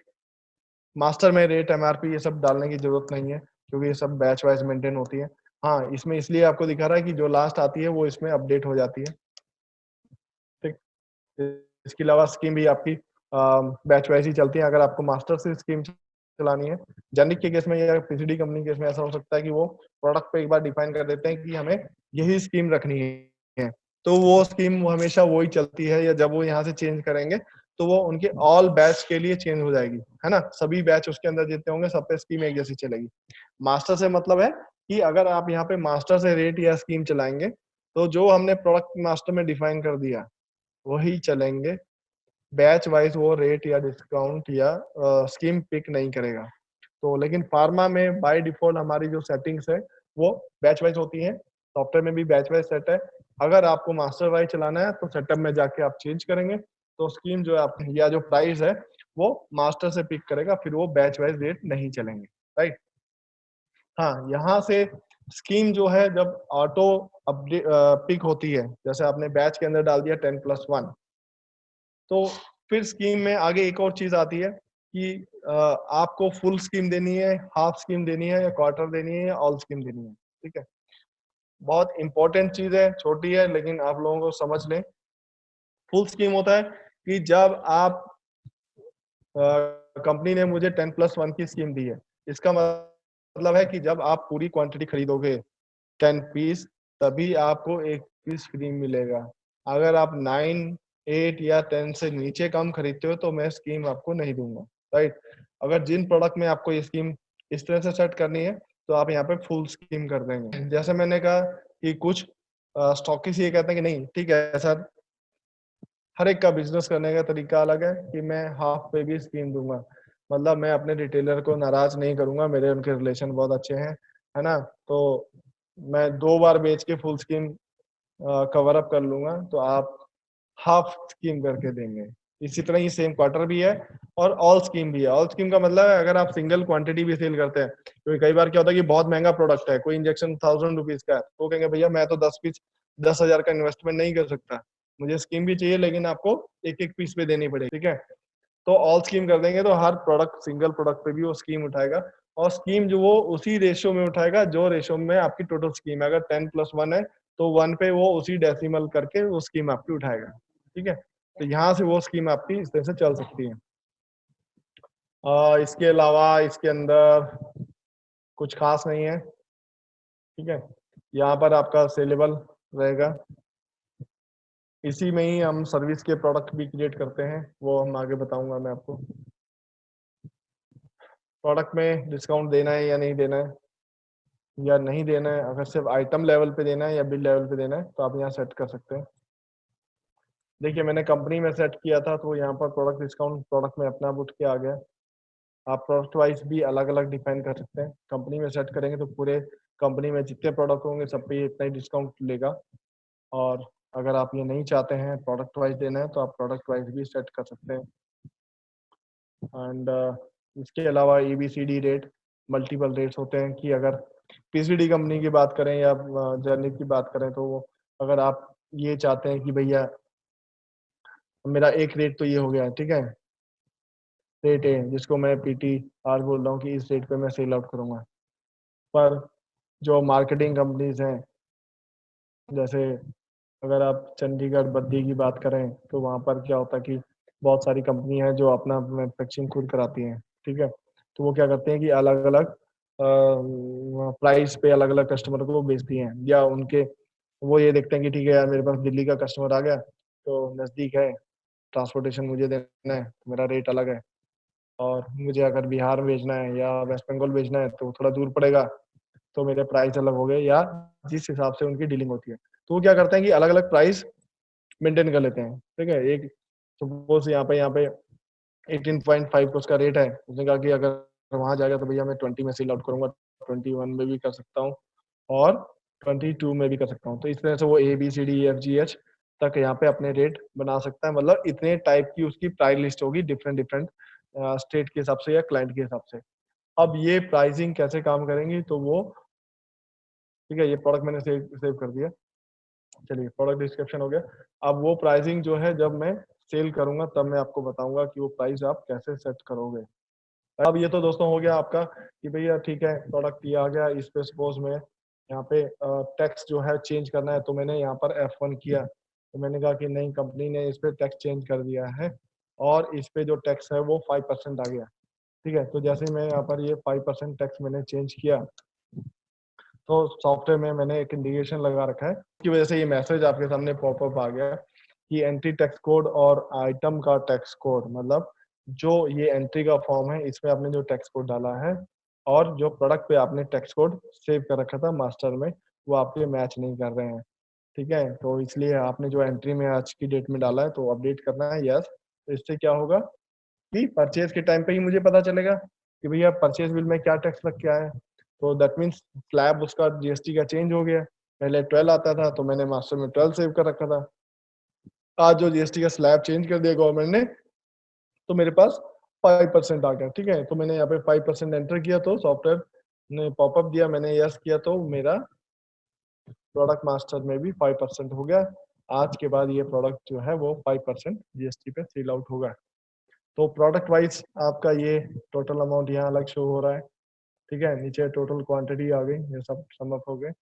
गुड्स वैल्यू आपकी होगी अमाउंट, मतलब रेट इनटू क्वांटिटी। अगर रेट इनटू क्वांटिटी है तो हम गुड्स वैल्यू इसको बोलेंगे ये 125 और 480। ठीक है, तो इसके बाद स्कीम अमाउंट, अगर हमने कोई स्कीम अमाउंट के अंदर दी है, ये तो क्वांटिटी में आई है, राइट, तो वो आएगी। इसके बाद डिस्काउंट आएगा। सपोज अगर मैंने यहाँ पर डिस्काउंट दे दिया कि मुझे 2% कैश डिस्काउंट दिया है कंपनी ने, और दूसरा प्रोडक्ट पे स्कीम नहीं है, तो यहाँ पे मैंने 10% जो स्कीम आई है, परसेंटेज में आई है स्कीम, ठीक है, तो वो मेरी यहाँ पर डलेगी। तो इस केस में क्या करेंगे हम कि जैसे स्कीम आ गई है मेरे पास, ठीक है, मेरा पीटीआर और परचेज रेट अलग अलग है, मेरा मार्जिन तो यहीं से कैलकुलेट हो गया पीटीआर और परचेज रेट से। अब जो 10% है वो क्वांटिटी में कुछ कंपनी नहीं देती है, तो वो डिस्काउंट में देगी। तो आपको पता कैसे चलेगा कि ये इसमें इतना स्कीम है, तो आप क्या कर देंगे कि 10% मतलब आपका 10+1, ठीक है, तो आप यहाँ पे जो स्कीम है इसमें से मेंशन कर देंगे, तो ये आपकी सेल में स्कीम जो है वो शो करेगा सेल करते टाइम कि इस बैच के अंदर आपकी ये स्कीम है। ठीक है, तो ये डिस्काउंट आ गया, डिस्काउंट लेस हो गया, तो वो सब लेस होने के बाद ही आपका टैक्सेबल वैल्यू आएगी। टैक्सेबल वैल्यू मतलब आपका जिस वैल्यू पे आपको टैक्स लगेगा। तो टैक्स जो है वो आपके सारे डिस्काउंट स्कीम लेस करने के बाद जो वैल्यू आती है उस पर आपका टैक्स लगेगा, राइट। तो यहाँ पे पूरा सम अप दिखा रहा है। और अगर आपको इसमें टैक्स वाइज अलग से देखना है तो नीचे एक बटन है ए डिटेल का, अगर आप इस पे जाते हैं तो यहाँ पर आपको टैक्स वाइज बाइफिकेशन दे देगा कि 12% का आपका टैक्स बेस अमाउंट इतना था, इतना जीएसटी लगा, और 5% का इतना था, और उसके अंदर ये डिस्काउंट भी है। ठीक है, तो टोटल आइटम अमाउंट इतना हुआ और टैक्सेबल अमाउंट इतना हुआ, इसमें से आपका ये डिस्काउंट लेस हो गया। तो यहाँ से आप उसको अपना परचेज बिल मैच कर सकते हैं अगर उसमें भी समरी दिया हुआ है। ठीक है, अगर आपका फिर भी परचेज बिल मैच नहीं होता है तो सबसे पहले आपको क्या चेक करना चाहिए कि आपकी गुड्स वैल्यू मैच हो रही है कि नहीं हो रही।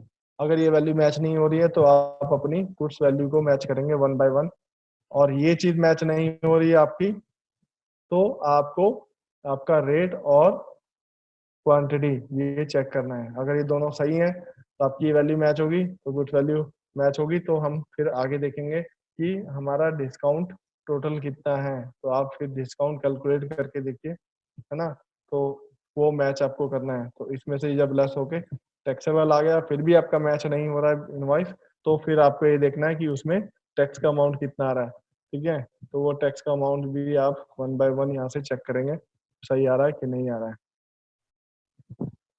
इसके लिए एक ऑप्शन और है कि जैसे ही आप यहाँ पर सीरियल नंबर पे, ये काफी इंपॉर्टेंट है और बहुत से लोगों को शायद पता भी है कि आप अगर आप F8 दबाएंगे तो ये आपको प्रोडक्ट वाइज पूरा उसका डिटेल शो कर देगा कि आपका इस प्रोडक्ट के अंदर बेस वैल्यू क्या थी, स्कीम क्या था, डिस्काउंट कितना आया था, डिस्काउंट 1 कितना था, और वो सब लेस करने के बाद आपकी टैक्सेबल वैल्यू क्या हुई, उस पर टैक्स कितना था। ठीक है, और यहाँ से आप अपना सारा स्कीम वगैरह, रेट वगैरह, margin, each and everything check कर सकते हैं। ये आपका वापस से रीचेकिंग हो जाएगा। तो और ये इसके बाद जब आप एरो डाउन एरो यहाँ से प्रेस करेंगे तो ये नेक्स्ट प्रोडक्ट पे भी आपको शो कर रहा है, राइट।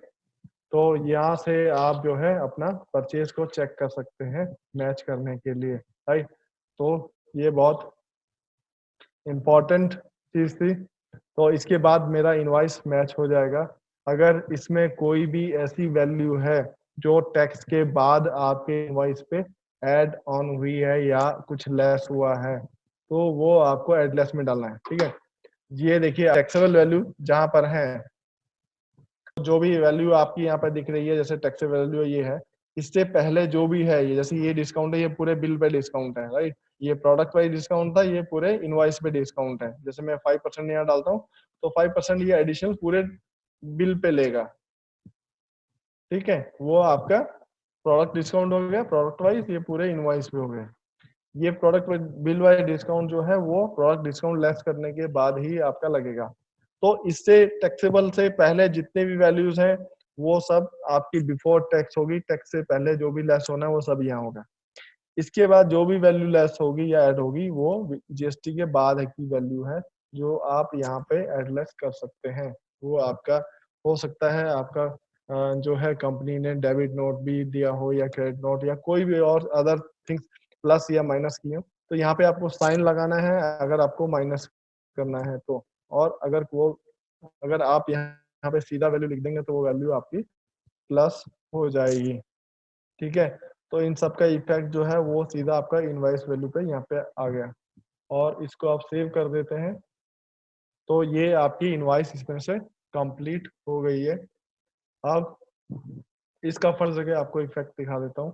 नंबर 1, जब आप यहाँ पे स्टॉक देख रहे हैं, जैसे मैंने ABD+1 यहाँ पे क्लिक किया, F1 कर लिया, तो ये मेरी प्रोडक्ट की हेल्प आ गई। जो प्रोडक्ट की हेल्प है यहाँ पर मैंने, अगर आप देखेंगे तो यहाँ पर F4 जो बटन है वो स्टॉक का लेजर ओपन होता है, मतलब उसकी इन आउट की समरी, इस पीरियड से इस पीरियड के अंदर प्रोडक्ट का कोर्स सिलेक्टेड है और आपको यहाँ प्रिंट बटन दबाना है, ठीक है। तो ये ऑन स्क्रीन मुझे दिखा रहा है कि आज का प्रोडक्ट का ये मेरा इन का कॉलम है और ये आउट का, और ये मेरा ओपनिंग था, दैट मीन्स क्लोजिंग मेरे पास क्या रहा, ये आपका प्रोडक्ट है, ठीक है। तो इससे आज से पहले मैंने सेल आउट किया था ये अमित फार्मा को 5 पीस, 45 मेरे पास पहले से था। आज मैंने जो प्रोडक्ट है इस परचेज में मेडिसेल से 22 मैंने परचेज किए हैं, दैट मीन्स मेरा स्टॉक जो है वो अब 67 हो गया। तो इस तरह से स्टॉक के अंदर तो मेरी एंट्री यहाँ से आ गई है, राइट।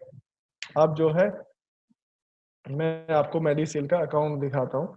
तो उसके लिए आपको क्या करना है, यहाँ पे लेजर शॉर्टकट में देखेंगे लेजर है, जब आप यहाँ पे क्लिक करेंगे तो आपके सामने ये अकाउंट की लिस्ट आ गई है। ये अभी उन्हीं के बैलेंस ही शो कर रहा है, जिसमें बैलेंस है वही अकाउंट आपको शो कर रहा है। अगर आप इसको टिक हटा देंगे तो आपके सामने वो सारे लेजर शो करेगा जिन पे बैलेंस 0 भी है, ठीक है। तो यहाँ पर आप टाइप करेंगे मेडिसेल फार्मा में आप देखेंगे कि 461 रुपीज मुझे बैलेंस शो हो रहा है, ठीक है। तो मेरा इनवॉइस जो था 461 का था। तो यहाँ पर आप जब एंटर करेंगे तो ये डेट वाइज आपसे लेजर ओपन करने के लिए कह रहा है कि आपको मंथली ओपन करना है या एक स्टेटमेंट, लेजर मतलब स्टेटमेंट हो गया कि उसका पूरा स्टेटमेंट डेट वाइज करना है। तो मैंने अगर मंथली पे जाऊंगा तो ये मेरा मंथ वाइज इस तरह से दिखाएगा। तो मुझे अप्रैल महीने में शो कर रहा है कि मेरा अकाउंट जो है वो क्रेडिट बैलेंस दिखा रहा है, ठीक है। और इस पे जो अगर आप जाएंगे तो आप इस तरह से डे वाइज भी आप आ सकते हैं, या पूरा लेजर आपके सामने आ गया।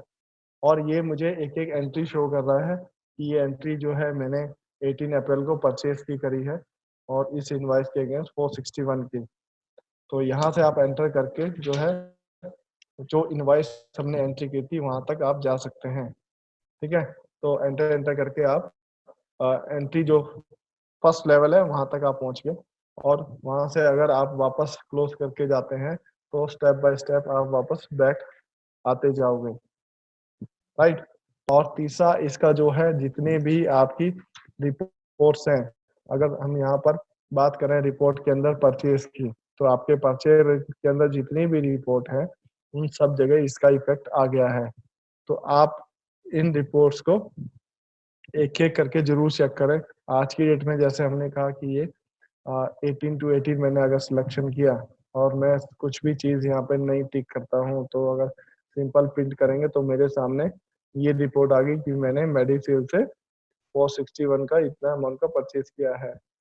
इसके बाद जो भी इंफॉर्मेशन आपको चाहिए आप यहाँ पे टिक करके आगे देख सकते हैं कि मेरा प्रोडक्ट डिस्काउंट कितना था, टैक्सेबल वैल्यू कितनी थी या टैक्स कितना था, एटलेस में कुछ हमने डाला हो, बिल वैल्यू क्या है ना। तो जितनी चीजें आप यहाँ पे टिक करेंगे ये रिपोर्ट उतने ही आगे कॉलम बढ़ते चले जाएंगे, क्लियर। तो ये सारी चीजें आपको यहाँ पे शो हो रही हैं, ये जरूर चेक करें एंट्री करने के बाद कि आपके रिपोर्ट्स पे क्या इफेक्ट जा रहा है। तो जो एंट्री करी है उसी से रिलेटेड रिपोर्ट चेक करेंगे, तब आपको समझ में आएगा कि जैसे बिल वाइज परचेज रजिस्टर है, तो हमने यहाँ पर जब डेट डाली, अगर मैं यहाँ पर 18 से डालता हूँ, ठीक है, तो यहाँ पर अगर हमें सिंपल प्रिंट करेंगे तो मुझे पता चल रहा है कि हाँ 18 को मैंने ये एंट्री करी है मेडिसिल से, ये इनवॉइस नंबर आया था और इसमें मैंने 2 प्रोडक्ट परचेज किए हैं, ये बैच नंबर के, इतनी क्वांटिटी, और ये इसके बाद की इंफॉर्मेशन नहीं है। तो वो आप यहाँ से शो रिपोर्ट से जाके आगे ले सकते हैं कि क्या इसके अंदर क्या क्या चीजें आई थी, क्या रेट था, है ना, कितना एमआरपी था, क्या उसका अमाउंट था। तो ये चीजें आप यहाँ पे टिक करके आगे इस तरह से देख सकते हैं, ठीक है। और बाकी जो भी आप स्क्रीन पे जब रिपोर्ट देख रहे हैं तो आप उसको एक्सपोर्ट भी कर सकते हैं, वर्ड, एक्सेल, पीडीएफ, और यहाँ से आप उसको मेल भी कर सकते हैं, राइट। तो क्लिक करके आप देख लेना। मेल तभी होगा जब हम मेल का सेटिंग इसके अंदर कर देंगे। इसमें जीएसटी के अंदर भी सेम आपका परचेज रजिस्टर के अंदर, रिपोर्ट में जीएसटी के अंदर परचेज रजिस्टर के अंदर भी इसका इफेक्ट आ जाएगा। अगर हम यहाँ पे देखें तो ये अलग अलग सिलेक्शन है, इसके बारे में हम पूरा डिस्कस करेंगे। फिलहाल आप जो है डेट डाल के अगर आप एंटर करते हैं और ये टोटल सिलेक्ट कर लेते हैं तो आपको ये इस तरह से रिपोर्ट शो हो जाएगी, ठीक है। ये मैंने मेडिसेल से, ये उसका जीएसटी नंबर है, ये इनवॉइस टैक्सेबल, ये जीएसटी, और ये अमाउंट आपका जनरेट हो गया है, ठीक है। 2 फर्में हैं तो दोनों फर्मों का अलग अलग दिखा रहा है मुझे। तो आपने देखा कि परचेज के अंदर हमारा जो एंट्री करने से आपका स्टॉक, मतलब परचेज से आपका जो प्रोडक्ट है, प्रोडक्ट के अंदर हमारा स्टॉक है, तो वो प्रोडक्ट स्टॉक के जो लेजर है वो रिकॉर्ड्स वो इफेक्ट हो रहे हैं। दूसरा आपके पार्टी का लेजर इफेक्ट हो रहा है। अगर लेजर इफेक्ट हो रहा है तो उसका अप टू बैलेंस शीट तक या परचेज ट्रेडिंग पीरियड सब जगह उसका इफेक्ट होगा। परचेज के रजिस्टर हमने देख लिया, मतलब परचेज की जितनी भी टाइप की रिपोर्ट्स हैं, चाहे वो प्रोडक्ट वाइज है या बिल वाइज है, मंथ वाइज, डे वाइज, जितनी भी टाइप की परचेज की रिपोर्ट्स हैं उस पर भी इफेक्ट जाएगा। और पार्टी के लेजर में भी गया, जहाँ पर हम उसका इन आउट का हिसाब किताब रखेंगे। और इसके अलावा जीएसटी के रिपोर्ट में भी गया, ठीक है। तो जब आप इन्वेंट्री से एंट्री कर रहे हैं तो एक एंट्री तो आपकी ये होगी। इसके अलावा अकाउंट के अंदर भी वाउचर उसका यहाँ से क्रिएट होता है। तो यहाँ पे वाउचर जो होगा परचेज का, वो इस तरह से आपको शो होगा। आप यहाँ पर उसको चेंज नहीं कर सकते, आप यहाँ पे उसको सिर्फ व्यू कर सकते हैं कि उसकी पोस्टिंग अकाउंट में क्या गई है, ठीक है। तो ये उसकी अकाउंट पोस्टिंग जो है अकाउंट के अंदर इस तरह से गई है, इतने लेजर में उसका इफेक्ट किया है और ये वैल्यूज गई है। तो यही वैल्यूज आपको जीएसटी में रिपोर्ट में शो होगी, तो ये इस लेजर में गई है, ठीक है। तो इसको एक बार एंट्री करके अपने आप से इसको थोड़ा एनालाइज करिए। चलिए इसको यहीं क्लोज करते हैं।